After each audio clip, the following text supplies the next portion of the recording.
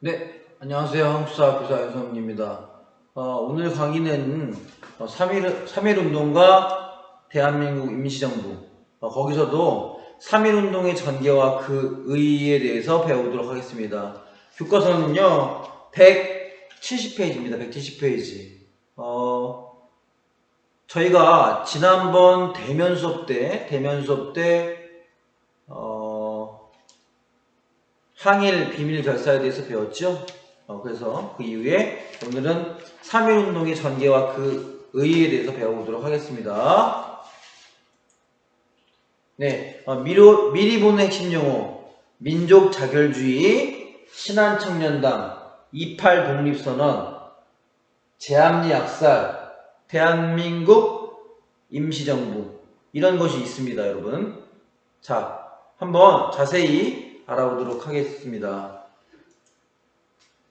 자, 1919년에 3월 1일 날 3.1 운동이 일어났다는 거 여러분 잘 알지요? 자, 그렇다면 3.1 운동이 일어났을 당시에 해외 국제 정세는 어떻게 돌아가고 있었는지 한번 알아보도록 하겠습니다. 자, 보시면 러시아 혁명으로 사회주의 국가가 출현했다. 여러분들 기억나나요? 자, 최초로 프롤레타리아 노동자 농민 계급이 혁명을 통해서 러시아 지역에서 황제 짜르를 몰아내고 이 사회주의 국가가 출현했습니다. 바로 누가 일으켰습니까? 그렇죠. 레닌이라고 하는 사람이 사회주의 혁명을 일으켜서 소련이라고 하는 국가를 세웠는데요. 여기서 중요한 것은 그러한 국가가 출현했다는 것도 있지만 이 레닌이라고 하는 사람이 바로 소련을 만들면서 사회주의 혁명을 성공시키면서 무슨 이야기를 했느냐? 식민 지배를 받고 있는 강대국에게 식민 지배를 받고 있는 약소국, 피지배, 피압박 민족들의 독립, 해방을 위해서 적극적으로 지원하겠다. 이런 이야기를 하였습니다. 자, 일본의 지배를 받고 있던 조선인에겐 굉장히 큰 응원이고 도움이라고 생각할 수 있겠죠. 자, 물론 소련을 세웠던 레닌의 의도는 바로 식민지를 갖고 있었던 당시의 강대국들을 견제하고 그러한 지배를 받는 약소 국가와 민족에게 사회주의를 전파시키기 위해서 그러한 의도성에서 나온 이야기겠지만 하여튼간 지배를 받고 있던 우리 민족에게 그런 이야기는 어떻게 보면 좀 큰 뭐랄까 독립에 대한 의지를 다시 일깨우는 이야기일 수 있었겠죠. 자, 그런 것이 있었다. 또 중요한 것이 바로 미국 대통령 우드로 윌슨의 민족 자결주의입니다. 자, 이 민족 자결주의가 왜 나왔냐는 것은 선생님이 설명을 했죠. 예전에 설명했는데 바로 1차 세계대전 이후에 1차 세계대전에서 패한 국가 독일, 오스트리아가 대표적이죠. 이러한 패전국, 전쟁에서 진 독일과 오스트리아가 갖고 있었던 식민지들, 계속 독일과 오스트리아가 이러한 식민지를 갖게 할 수는 없잖아요. 그렇죠? 그래서 이러한 식민지들을 어떻게 할까를 유럽의 강대국들이 고민하다가 미국의 대통령 윌슨이 이야기한 겁니다.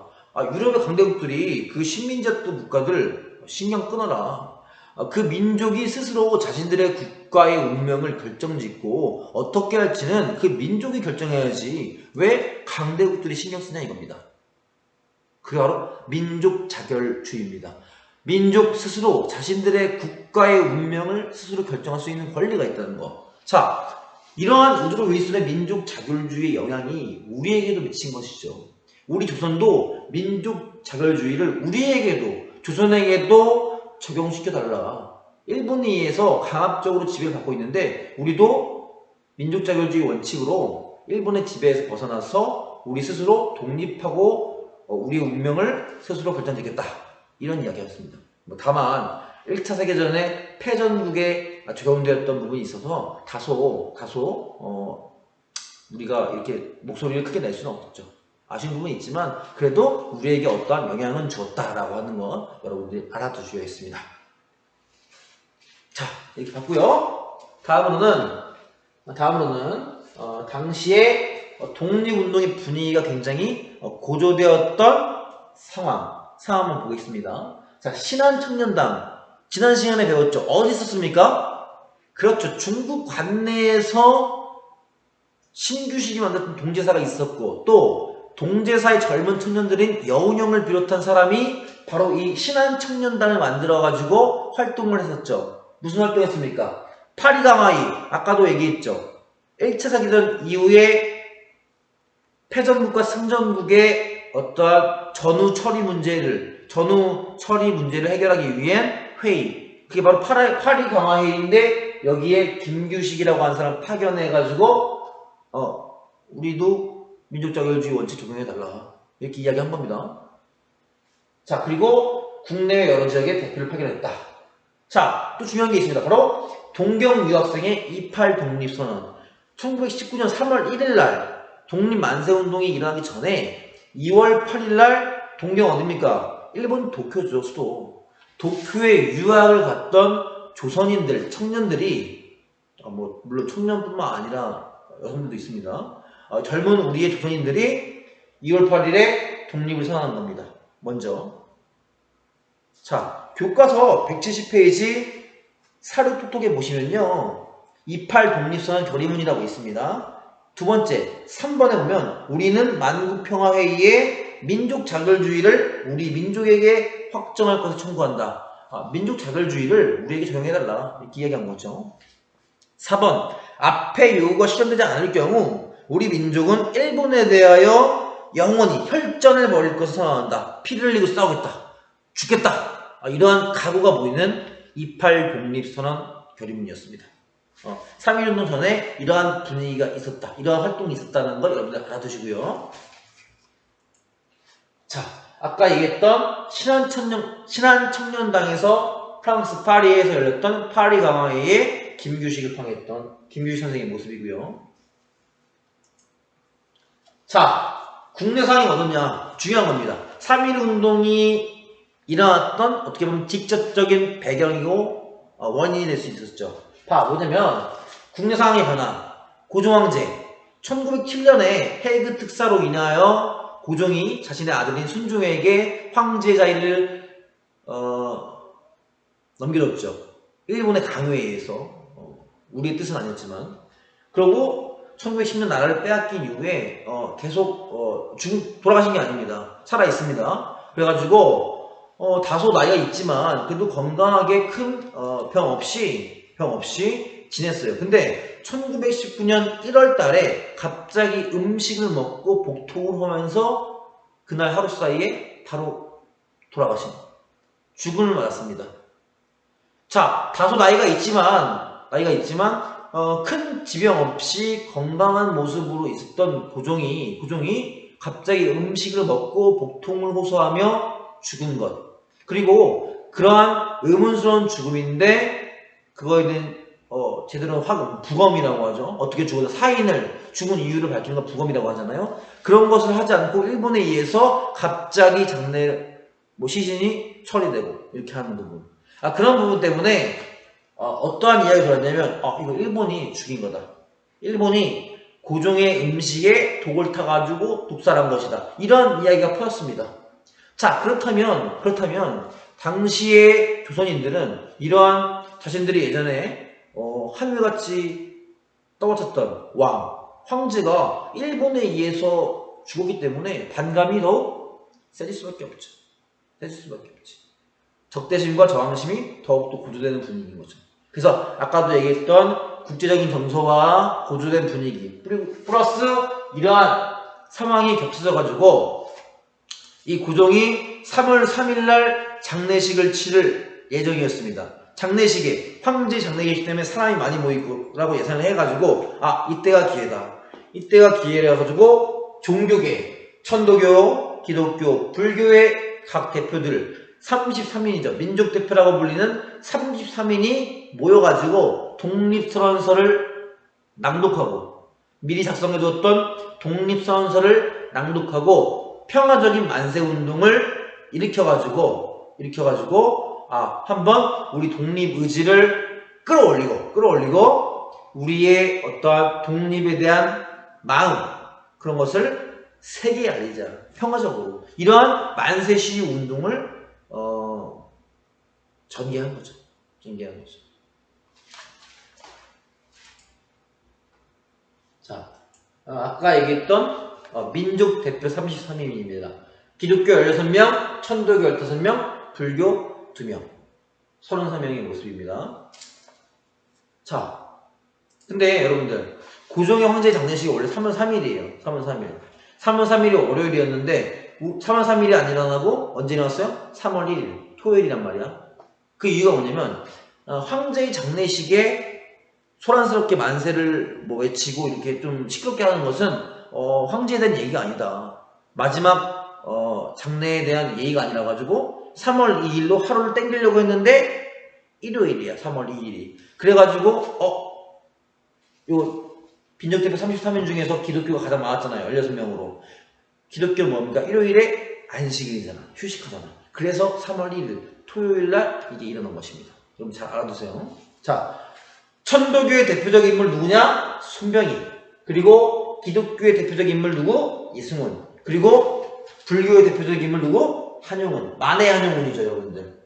님의 침묵을 쓴 만해 한용운. 이 대표적인 인물입니다. 이 천도교, 기독교, 불교의 대표적인 인물들이 모여서 독립선언서를 낭독했다.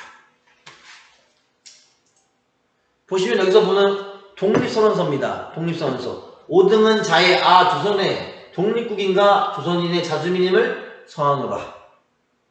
무슨 뜻이냐? 우리는 조선이 독립국이고 조선인은 자유민인 것을 선언한다. 이렇게 시작되는 겁니다. 이 독립선언서를 쓴 사람, 초안을 쓴 사람이 최남선이라고 하는 사람이죠. 최남선. 안타깝게도 이 최남선이라고 하는 인물은 나중에 친일 행위를 합니다. 친일파가 돼요. 변절해가지고. 안타까운 일이지만 나중에 그렇게 되는 사건이 있습니다. 그건 나중에 배웁시다. 사실 최남선이라는 사람은 우리나라 최초의 신체 시인 해에게서 소년에게 이것도 쓴 사람이죠.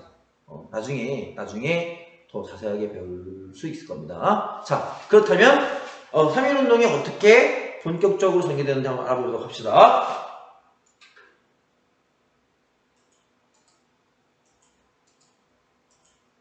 보시면요, 그 아까 민족대표 33인이 독립선언서를 낭독하려고 했는데 원래는 탑골공원, 파고다공원이라고 하는 곳에서 이것을 낭독하려고 했는데 생각보다 너무 많은 사람들이 모이고 사람들의 마음이 너무 격앙되어 있는 거야. 그래서 자기들이 어떻게 보면 이것을 불에 기름을 붓는다고 할까요?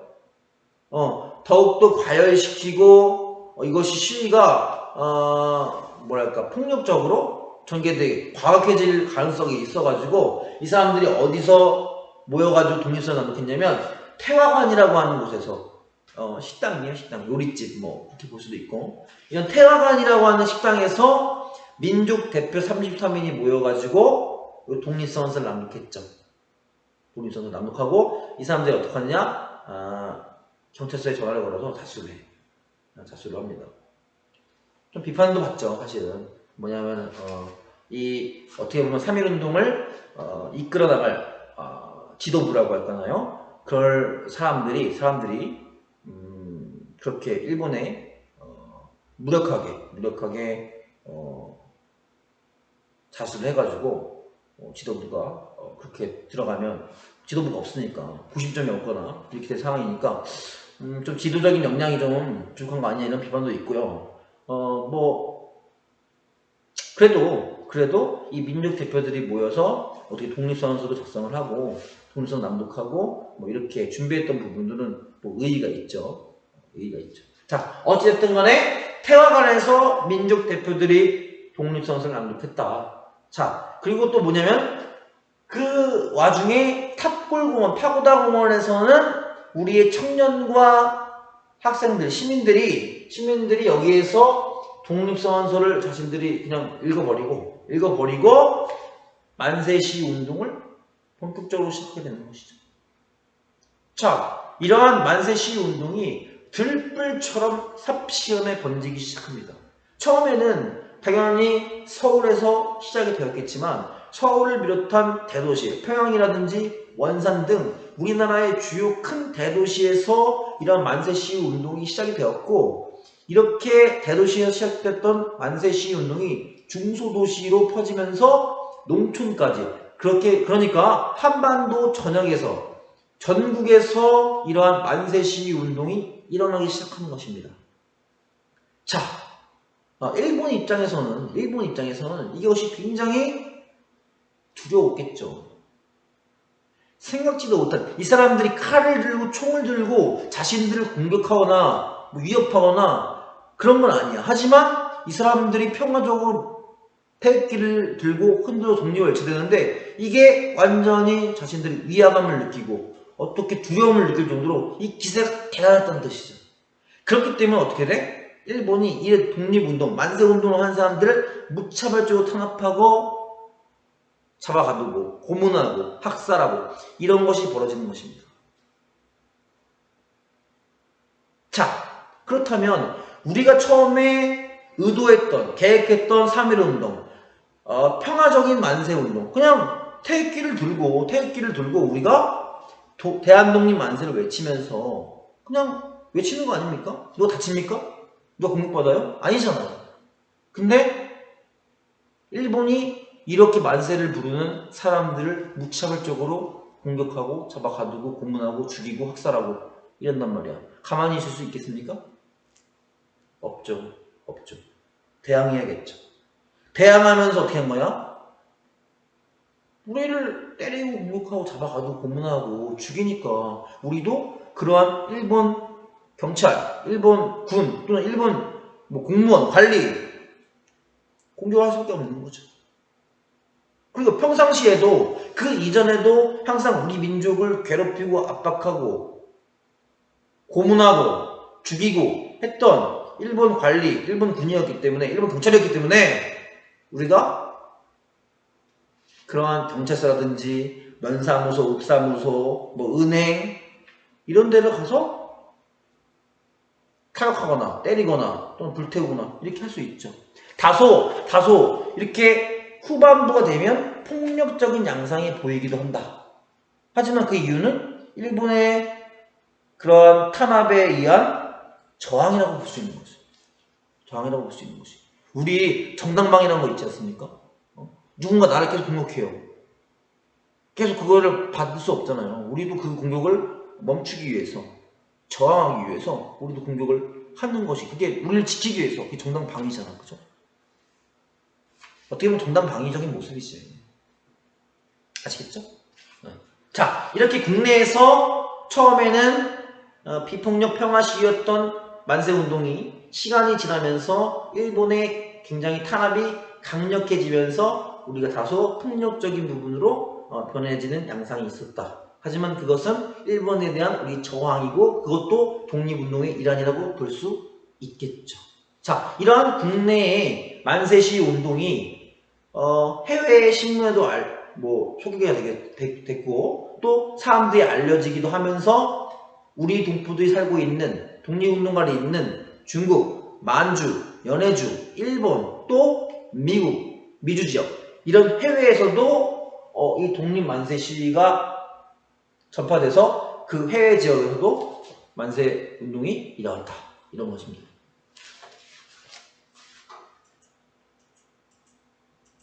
자, 보시면 필라델피아 미국이죠. 미국 한인 자유대회라고 하는 것, 코리아 인디펜던스 리그. 자, 필라델피아 이 미국에서도 우리 한인들이, 우리 동포들이 태극기를 이렇게 흔들고 우리의 독립과 자유를 위해서 이렇게 시가 행진 거니는 모습입니다.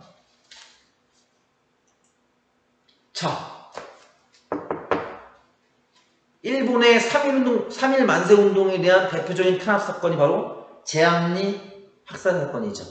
뭐냐, 경기도 화성의 제암리라고 하는 농촌입니다. 시골 마을인데 여기에 마을 사람들이 3.1운동에 가담했다는 이유만으로 마을 교회에 사람들 수십 명을 모아놓고 창문과 문을 걷어놓고 일단 총으로 쏴 죽인 다음에 마지막에 부르다가 그 흔적, 그리고 확인사살같이 불을 질러가지고 그 흔적을 아예 없앴던 사건. 경기도 화성 제한민 사건이죠. 이렇게 남녀노소 갓난아기까지도 다 죽여버리는 이런 일본의 만행. 가만히 있을 수 없잖아요, 우리가. 그렇죠? 이런 만행을 저지르는 상황에서 저항하는 거지. 그죠? 이런 대표적인 사건이 있었다. 자, 그리고 교과서를 보시면 바로 어디냐? 172페이지에 왼쪽에 보시면 밑에 3.1운동에 참여한 여성들의 이야기. 자,